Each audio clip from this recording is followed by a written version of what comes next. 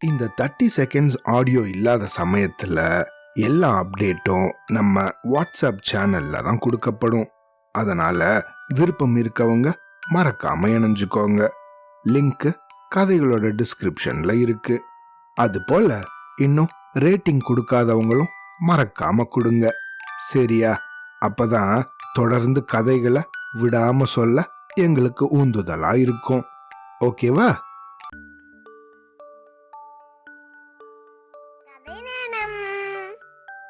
பழமொழி கதைகள். பேராசை பெருநஷ்டம். நாமக்கல்ல இருந்து குளித்தலைக்கு போற வழியில தொட்டியம் அப்படின்னு ஒரு ஊர் இருக்கு. இந்த ஊர்ல வாழைத்தோப்புகள் மிக மிக அதிகம்.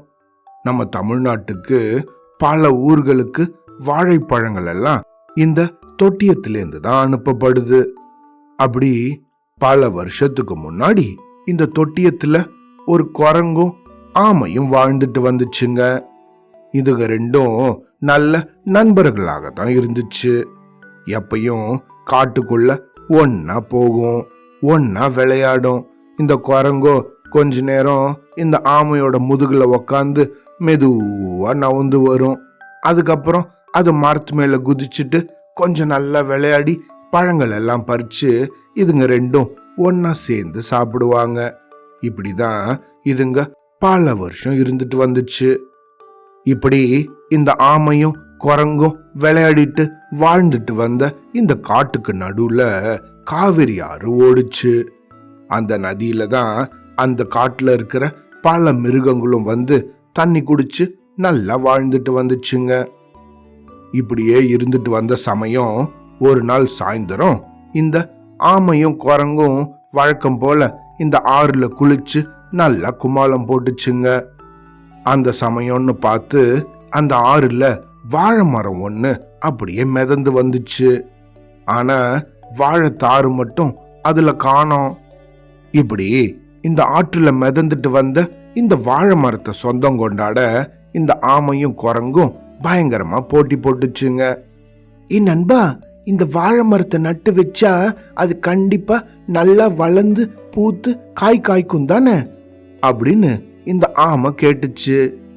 ஆமா நண்பா, நம்ம எத்தனை வாழைப்பழம் பார்த்துருக்கோம். வாழைப்பழம் எவ்வளவு சுவையாக இருக்கும்.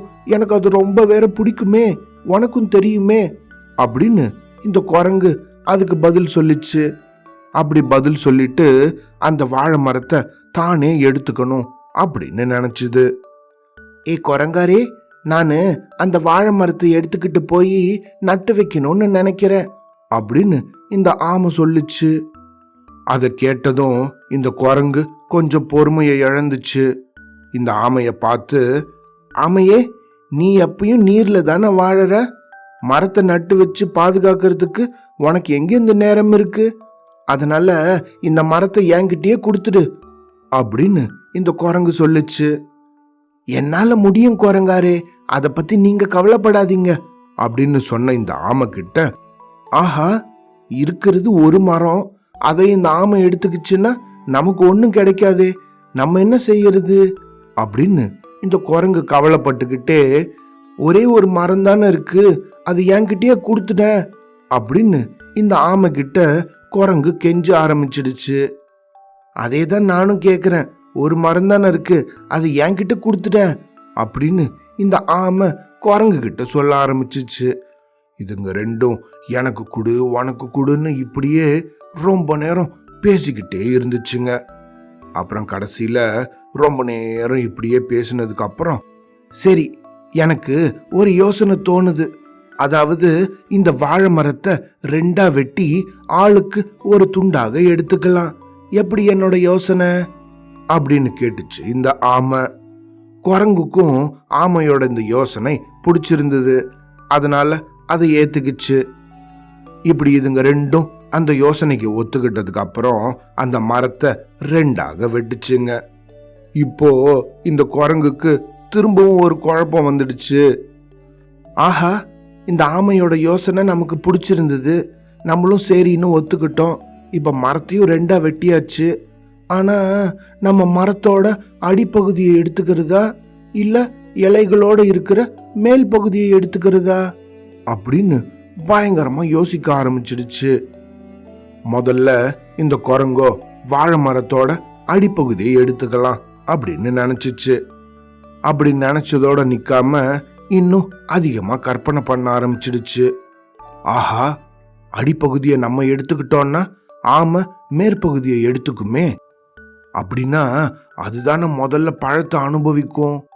நம்ம என்ன பண்றது அப்போ அப்படின்னு பயங்கரமா குழம்ப ஆரம்பிச்சிடுச்சு. ஆஹா, இந்த ஆமைக்கு முதல்ல பழம் கிடைச்சிடுச்சுன்னா நமக்கு பெரிய நஷ்டமாயிடுமே, முதல்ல பழத்தை சாப்பிட முடியாம போயிடுமே, என்ன பண்றது அப்படின்னு சிந்திக்க ஆரம்பிச்சிடுச்சு இந்த குரங்கு.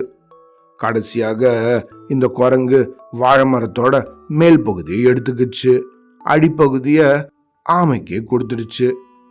ஐயா, இந்த ஆமையை விட முதல்ல நம்ம தான் பழம் சாப்பிட போறோம் அப்படின்னு ரொம்ப பெருமிதம் அடைஞ்சு பேராசைப்பட்ட இந்த குரங்கோ ஆமைக்கு ஒன்னும் கிடைக்க போறதில்ல, நம்ம தான் மேல் பகுதியான இந்த நுனி மரத்தை நட்டு வச்சு முதல்ல பழம் சாப்பிட போறோம் அப்படின்னு நினைச்சு ஆமை நல்லா ஏமாந்துச்சு அப்படின்னு ரொம்ப இருமாப்போட தன் மனசுல நினைச்சுக்கிட்டு அந்த அடிப்பகுதிய ஆமை கிட்ட கொடுத்துட்டு போச்சு. இந்த அடிப்பகுதியை எடுத்துக்கிட்ட ஆமையோ ரொம்ப சந்தோஷம்தான் பட்டுச்சு.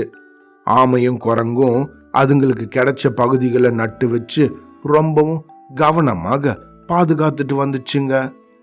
பல நாளுக்கு அப்புறம் இந்த ஆமையோட அடிப்பகுதி வேர் விட்டு முளைக்க ஆரம்பிச்சுது. குரங்கு நட்டு வச்ச பகுதியோ வாடி வதங்க ஆரம்பிச்சிடுச்சு. என்னது இது, இந்த மேல் பகுதியை எடுத்துட்டு வந்தா ஏன் இப்படி ஆகுது?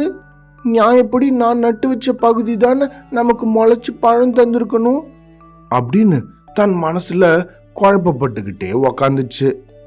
அப்படி நினைச்சதோட மட்டும் இல்லாம அந்த சமயத்திலயும் இது என்ன நினைச்சிச்சு தெரியுமா? ஐயோ ஐயோ, நமக்கு கிடைச்ச பகுதியே இப்படி இருக்கே, அடிப்பகுதி மட்டும் கிடைச்ச இந்த ஆமையோட கதி என்ன ஆயிருக்கும் அப்படின்னு இந்த ஆமையை குறைச்சி எடை போட்டு, சரி இந்த ஆமை என்னதான் பண்ணிருக்க பாப்போம் அப்படின்னு அதை நோக்கி போக ஆரம்பிச்சுது இந்த பேராசை கொண்ட குரங்கு. ஆமையோட மரத்தை பார்த்த உடனே இந்த குரங்குக்கு என்ன செய்யறதுன்னே புரியல. அதோட கண்களையே அதால நம்ப முடியல. ஆமையோட மரம் நல்லா பழுத்து குலுங்கிச்சு. ஏன்னா இந்த ஆமை நட்டு வச்சிருந்த அந்த அடிப்பகுதியோ நல்லா வளர்ந்து பழுத்து வாழை குலைகள் அதுல தொங்கிக்கிட்டு இருந்துச்சு. அந்த சமயத்துல தான் இந்த குரங்குக்கு தன்னோட நிலைமை புரிஞ்சுது. அதாவது தன்னோட பேராசையே அதோட அந்த நிலைமைக்கு காரணம் அப்படிங்கறத அது புரிஞ்சுக்கிச்சு. இந்த குரங்கு இப்படி இருந்தாலும் இந்த ஆமையோ பேராசையே படல. அது எப்பயும் இந்த குரங்கோட விளையாடிக்கிட்டு மகிழ்ச்சியா இருந்தது போலவே தான் நட்டு வச்ச மரத்துல வந்த அந்த பழத்தை அறுத்து அதை சாப்பிடும்போது குரங்கையும் அன்போட கூட்டிக்கிட்டு ரெண்டும் ஒன்னா அதை பகிர்ந்து சாப்பிட்டுச்சுங்க. பேராசை இல்லாத தன் நண்பனான அந்த ஆமைய பார்த்து இந்த குரங்கோ ரொம்ப பெருமைப்பட்டுச்சு. இந்த கதையிலிருந்து நம்ம என்ன தெரிஞ்சுக்கணும்? இந்த குரங்க போல பேராசைப்பட்டா அது எப்பயும் ஒருத்தங்களுக்கு ஏமாற்றத்தை மட்டும்தான் தரும், மற்றபடி அது எந்த ஒரு பலனையும் கொடுக்காது. சரியா? அவ்வளோதான்.